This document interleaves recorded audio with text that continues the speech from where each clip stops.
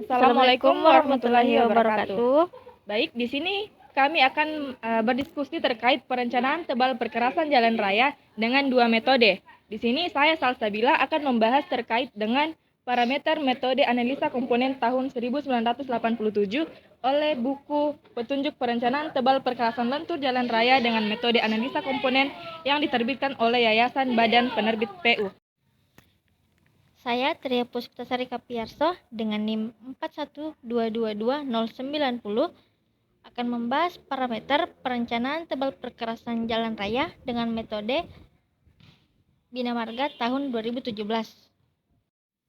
Nah, mungkin sebelum masuk di pembahasan, ada baiknya mungkin disebutkan apa saja parameter yang terdapat di dalam Bina Marga tahun 2017 dan apa saja parameter yang terdapat di dalam metode analisa komponen. Boleh ya, lebih bagus Ki. Terus lebih terarah juga nanti pembahasan tak. Kau iya di metode Bina Marga berapa parameter yang ada dalam buku itu? Kalau di Bina Marga itu ada 5 parameter yang disebutkan. Jadi kau 5 jadi. Iya, ada 5. Kalau saya tahu di sini metode analisa komponen ada 8 yang Anda bahas. Yang pertama itu bahas Ki terkait dengan lalu lintas. Kedua, daya dukung tanah dan juga CBR-nya. Ketiga, dia ada faktor regional. Keempat, indeks permukaan. Kelima, koefisien kekuatan relatif. Dan yang keenam itu batas-batas minimum tebal lapisan perkerasan. Yang ketujuh itu ada pelapisan tambahan, sama yang terakhir itu dia bahas Ki terkait konstruksi bertahap. Kalau di Bina Marga ya apa-apa bahas? Kalau di Bina Marga itu yang pertama ada lalu lintas, yang kedua ada umur rencana, yang ketiga ada drainase perkerasan, yang keempat ada desain perkerasan, dan yang kelima itu ada pemilihan struktur perkerasan. Dari yang disebutkan tadi, yang sama parameter tak cuma di lalu lintas. Iya, lalu lintas. Kalau saya itu tahu dari yang ini lalu lintas ada tiga pembahasannya lagi. Kayak bikin per poin gitu di lalu lintas. Nah, saya juga di lalu lintas di Bina Marga itu dikasih per poin lagi, jadi beberapa poin. Itu mau kapan kita bahas dulu deh? Iya, boleh. Kalau saya di Bina Marga kan lalu lintasku itu terbagi menjadi beberapa poin. Yang pertama itu ada analisis volume lalu lintas, yang kedua ada jenis kendaraan, yang ketiga itu berdasarkan faktor pertumbuhan lalu lintas, dan yang keempat itu ada lintas pada lajur rencana. Nah, di analisis volume lalu lintas itu terbagi dua lagi poinnya. Yang pertama itu elemen utama beban lalu lintas dalam desain, dan yang kedua itu ada analisis volume lalu lintas berdasarkan pada survei yang diperoleh. Nah, elemen utamanya itu terbagi lagi jadi beberapa poin Ji.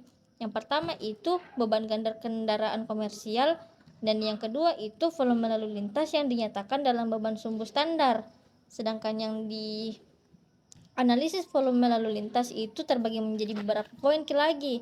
Yang pertama itu survei lalu lintas dengan durasi minimal 7 kali 24 jam.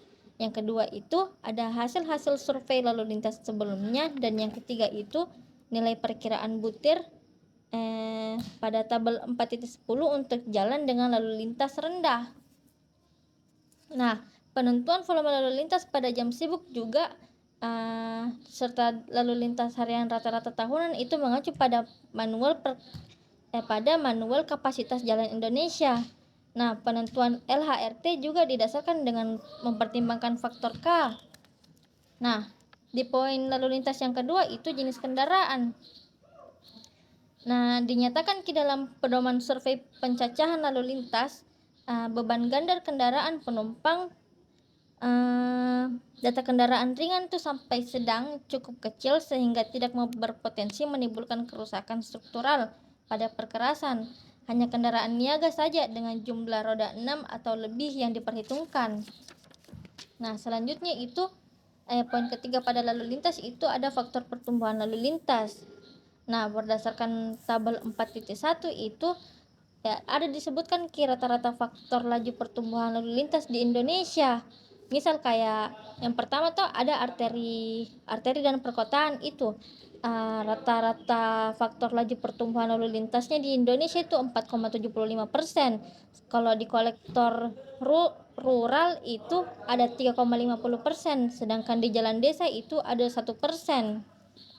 Nah, di poin keempat itu ada lalu lintas pada lajur rencana.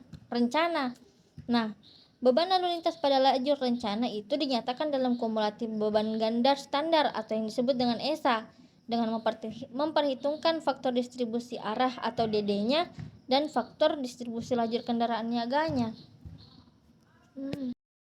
Kalau dari yang mau sampaikan tadi tuh beda sekali ke kita pembahasan tadi di lalu lintas. Saya tuh 3 poin ke yang pertama jumlah jalur dan koefisien distribusi kendaraan. Terus yang kedua itu angka ekivalen beban sumbu kendaraan dan yang ketiga itu lalu lintas harian rata-rata dan rumus-rumus lintas ekivalen. Beda, Dik. Beda sekali Ki. Baru saya tuh di sini dia lebih fokus Ki pada tabel-tabel untuk penentuannya. Nah, kayak contohnya tuh jumlah jalur. Itu ditentukan Ki berdasarkan tabel 1 dalam buku MAK. Kalau misal lebar perkerasan tak itu 5,5 meter, maka jumlah jalur yang disyaratkan itu 1 jalur. Nah, sama halnya kalau misal lebar perkerasan tak itu lebih dari atau sama dengan 15 meter, kurang dari 18,75 meter, maka jumlah jalur yang disyaratkan itu adalah 5. Jadi dia tuh penentuan jumlah jalurnya fokus Ki sama tabel yang ada di situ, Dik. Begitu. Nah, terus juga dia menentukan juga koefisien distribusi rencana. Itu koefisiennya juga dia tentukan lagi dalam tabel.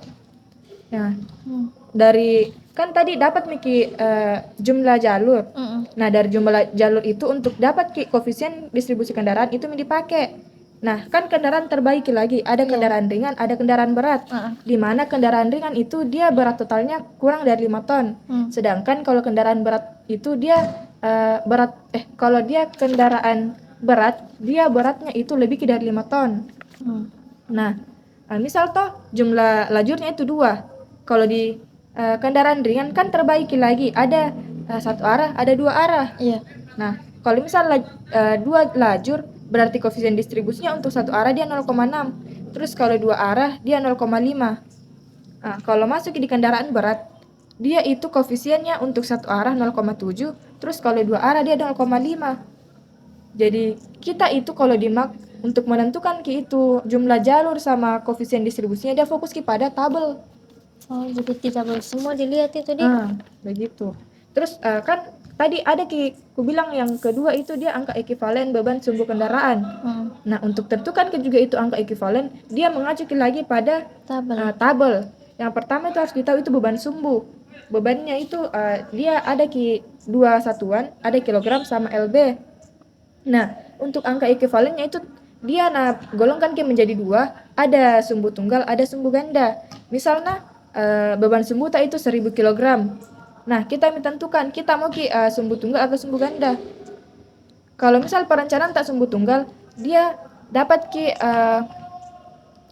angka ekivalennya itu 0,0002. Begitu. Kalau untuk sumbu ganda, kalau dia 1000 kg dia tidak ada dia nanti ada ketika dia 2000 kg. Dia sumbu ganda angka ekivalennya itu 0,003. Begitu Jadi kita itu lebih harus tahu-tahu bagaimana cara baca tabel. Karena kalau di MAK itu dia fokusnya semua ke tabel Nah, masuk mikir lagi di pembahasan yang ketiga itu lalu lintas harian rata-rata dan juga rumus-rumus lintas ekivalen. Itu lalu lintas harian rata-rata, setiap jenis kendaraan ditentukan pada awal umur rencana yang dihitung untuk 2 arah pada jalan tanpa median atau masing-masing arah pada jalan dengan median. Nah, di sini dia tuh ini umur rencananya kita sendiri yang tentukan nih mau berapa lama ini. Nah, selanjutnya itu ada lintas ekivalen permukaan atau LEP. Ada juga lintas ekivalen akhir, ada juga lintas ekivalen tengah, lintas ekivalen rencana. Nah, di situ ada semua rumusnya jelaskan. Untuk rumusnya itu mungkin bisa mau saja lihat begini kayak ini dikasih begini ini dikalikan sama koefisiennya, baru dikalikan dengan angka ekivalennya. Baru ini I itu perkembangan lalu lintas, baru J itu jenis kendaraan. Beda sekali anu tadi. Ku dengar tadi dari kau itu dia lebih fokus kepada volumenya. Baru saya dia fokus ke tabel-tabel kayak jalurnya. Saya ini tuh kalau di Bina Marga itu yang ku dapat, ini juga analisis volume lalu lintasnya itu sudah berdasarkan pada survei yang diperoleh. Jadi ceritanya ini sudah di survei memang ini juga volume lalu lintasnya sama itu dengan parameterku yang kedua yang umur rencana. Nah tadi juga aku dengar di parametermu tidak ada umur rencanamu tuh. Kalau saya umur rencanaku itu toh kalau yang di buku Mak toh dia anu Ki, umur rencana kan namanya dia itu umur rencananya ditentukan sendiri Ki. Baru nanti dari umur rencana dia umur rencana yang sudah ditentukan itu untuk mengetahui indeks permukaannya. Kalau saya tuh ini umur rencanaku itu terbagi lagi jadi beberapa poin. Misal kayak perkerasan lenturku, perkerasan kakuku, sama jalan tanpa penutup itu sudah dibagi memang nih kayak umur rencananya. Misal kayak perkerasan lentur tuh ada elemen perkerasan sama umur rencana. Nah, elemen perkerasan itu pada perkerasan lentur itu terbagi menjadi dua, misal lapisan aspal dan lapisan butir serta pondasi jalannya, serta umur rencananya itu sudah terami di sini bilang 20 tahun Ki. Nah, kalau perkerasan kaku itu elemen perkerasannya terdapat lapisan pondasi atas dan bawah. Terus ada lapisan beton semen, terus ada pondasi jalan. Nah, umur rencananya juga itu sudah ditetapkan 40 tahun. Kalau jalan tanpa penutup itu elemen perkerasannya itu ada semua elemen termasuk pondasi jalan. Baru umur rencananya itu minimum 10 tahun. Kau umur rencanamu tentukan dia baru dia umur rencanamu dia fokus kepada elemen perkerasannya tuh tadi. Iya. Ada memang di situ elemen perkerasannya juga. Kalau saya beda Ki, itu elemen perkerasan dibahas di parameter yang lain Ki. Kalau saya umur rencana dia fokus kepada indeks permukaan. Kan itu indeks permukaan dia itu kan menyatakan nilai daripada kerataan atau kehalusannya itu permukaan jalan. Nah, dia itu tuh ada Ki terbagi dua. Dia ada indeks permukaan pada akhir umur rencana sama indeks permukaan pada awal umur rencana. Untuk tentukan Ki itu dia baca Ki tabel. Ada di tabel 5 dan tabel 6. Kalau dia akhir umur rencana, harus Ki dulu tahu Ki yang namanya lintas ekuivalen rencananya. Baru dia diklasifikasikan gitu jalannya. Kan itu jalan terbagi Ki lagi ada 4. Di sini dia mengklasifikasikan Ki dalam jalan lokal, kolektor, arteri sama tol. Nah, misal tuh lintas ekuivalen rencana itu berada di range antara 10 sampai 100. Nah, untuk dapat Ki indeks permukaannya, tentukan Ki dulu klasifikasi jalan apa yang mau direncanakan. Misal yang direncanakan itu kolektor toh, berarti ambil Ki indeks permukaan di range 1,5 sampai 2,0. Kalau dia di awal umur rencana, dia ada Ki jenis permukaannya. Harus kita tahu Ki dulu mau Ki rencanakan jenis permukaan yang seperti apa. Kan jenis permukaannya itu dia ada kilaston, ada las butang, ada HRA, ada burda, ada burtu, ada lapen. Nah, misal tuh ambil ke jenis permukaan HRA. Jadi ambil ki IP-nya itu antara 3,9 sampai 3,5. Baru kan tadi mau bahas kita terkait dengan elemen-elemen perkerasan toh. Iya. Bagaimana kau itu di elemen perkerasanmu? Karena kalau saya elemen perkerasanku beda Ki. Kau bagaimana? Kalau saya tuh sama dia seperti sebelumnya, selalu selalu dia ini makta dia berujuk sama tabel. Baru toh kan kau lapisan apa kau tadi lapisan lapisan perkerasanmu? Oh, maksudmu kapan ini yang elemen perkerasanku? Iya, apa kau di situ? Elemen perkerasanku itu hampir sama di setiap perkerasan. Kayak di sini tuh lapisan aspal sama lapisan berbutir, terus lapis pondasi atas dan bawah, terus lapisan beton semen sama pondasi jalan. Itu elemennya. Kau bahas kau itu deh. Kalau saya di lapisan perkerasan bahas Kak terkait tebal minimumnya sama bahan apa saja yang digunakan. Tapi kembali lagi ke indeks tebal perkerasan, dia tergantung ke indeksnya. kan di sini tebal lapisan perkasan itu saya ada 3 ki. Ada lapis permukaan, lapis pondasi, baru lapis pondasi bawah. Nah, misal toh di lapis permukaan indeks tebal perkerasannya kurang dari 3. Nah, kalau berdasarkan tabel dia itu tebal minimumnya itu 5 cm. Baru bahan yang digunakan lapisan pelindung seperti buras, burtu atau juga burda. Yang tadi ku bahas di umur rencana, Iya. umur rencana yang awal itu. Nah, yang kedua itu tuh lapis pondasi. Di lapis pondasi itu misal kan harus kita tahu dulu indeks tebal perkerasannya. Misalnya indeks tebal perkerasan itu 3,0 sampai 7,49. Nah, tebal minimum itu yang direncanakan 20. Minimumnya itu 20 cm. Baru dia bahannya batu pecah. Terus harus juga perhatikan stabilitas tanah dengan semennya, stabilitas tanah juga dengan kapur supaya itu lapis pondasi yang di situ dia bagus campurannya begitu. Nah, yang ketiga itu lapisan pondasi bawah. Kalau di sini lapis pondasi bawah tuh untuk setiap nilai indeks tebal perkerasan bila digunakan pada pondasi bawah, dia tebal minimumnya itu 10 cm. Begitu Ci ya. Cuman saya masih ada dia pelapisan tambahannya kayak overlaynya begitu. Cuman dia fokus pada nilai kondisi perkerasannya. Nah, di nilainya itu dia nanyatakan ke dalam persen. Oh, paham mak. Kira tadi yang di umur rencana yang mau pertanyakan. Kalau dibilang elemen perkerasan memang ada di umur rencana, tapi kalau dibilang desain perkerasan ada juga parameterku yang desain perkerasan. Oh, ada parametermu. Ada parameterku yang desain perkerasan. Kalau karena beda itu yang di umur rencana, beda lagi dengan desain perkerasan. Kalau di desain perkerasan itu pakai metode ki. Jadi beberapa metode lagi. Misalnya ini yang pertama toh ada metode desain perkerasan lentur dengan lapis beraspal. Kalau yang satunya itu metode desain perkerasan jalan kerikil atau perkerasan dengan penutup tipis. Kau parameter perkerasanmu dia fokus ke anu Dek. Kayak elemen lapisannya aja lagi. Cuman napaknya kan metode begitu. Iya, pakai metode dia. Agak berbeda ya karena kalau di sini dia fokus sama tebal lapisan perkerasannya. Kalau di kau itu metodenya seperti bagaimana dia?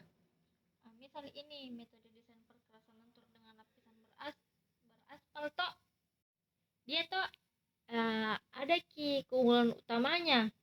Jadi keunggulan utamanya metode desain mekanistik yang ini tuh maksudnya yang perkerasan lentur dengan lapisan beraspal itu dimungkinkannya analisis pengaruh perubahan masukan desain seperti perubahan material dan beban lalu lintas secara cepat dan rasional. Ada juga sejumlah kelebihannya metode ini dibandingkan metode empiris murni yang lain. Misal yang pertama, dapat digunakan secara analitis untuk mengevaluasi perubahan atau variasi beban kendaraan terhadap kinerja perkerasan. Yang kedua, dapat digunakan untuk menganalisis pengaruh perubahan sifat material akibat lingkungan. Yang ketiga itu mengevaluasi respon perkerasan terkait dengan moda kerusakan perkerasan secara spesifik. Kalau yang satunya itu metode desain perkerasan jalan kerikil atau perkerasan dengan penutup tipis. Ini dia tuh secara empiris jadi berlaku untuk perkerasan dengan lapis agregat tanpa lapis penutup atau dengan lapis penutup berupa leburan atau penutup berupa lapisan beraspal dengan tebal kurang dari 40 mm. Kayak begitu, kurang lebih seperti begitu. Jadi ini kita tuh sebenarnya parameter tak baku berkesinambungan berkaitan tapi beda metodenya dia napaknya beda. Kayak tadi itu di lalu lintas beda yang anukan beda poin-poinnya, beda pembahasannya. tapi sebenarnya kurang lebih hampir berkesinambungan lah. Iya, saya bilang tadi tuh bisa collab di bagian umur rencana kan Kan kau tidak ada penentuan indeksnya tuh tadi yang di pembahasanmu. Nah, kan saya itu umur rencana aku ditentukan sendiri. Sedangkan kau, Saya ada memang Mi. nah bisa collab di situ. Jadi ini sebenarnya metode Max sama metode bidang marga bisa collab dalam merencanakan tebal perkerasan. Bisa begitu? Itu Mian, aku tahu Ki, tapi kalau dari yang sepemahamanku tuh yang ditangkap tadi dari diskusi kita, bisa iya. Iya, karena saya juga ada Mi ditentukan Ki. Sedangkan kalau misal di soal nanti, kalau misal ada nanti soal yang disuruh cari Ki umur rencananya, kan bisa pakai caranya Mak. Nah, iya itu kok maksud. Tapi itu ya lagi, boleh tidak kita pakai 2 parameter? Nah, bagaimana kalau nanti kita tanya Ibu? Sepakat kah saya itu? Nah, nanti kita tanya Ibu di pertemuan kelas. berikutnya. Hmm. Boleh juga.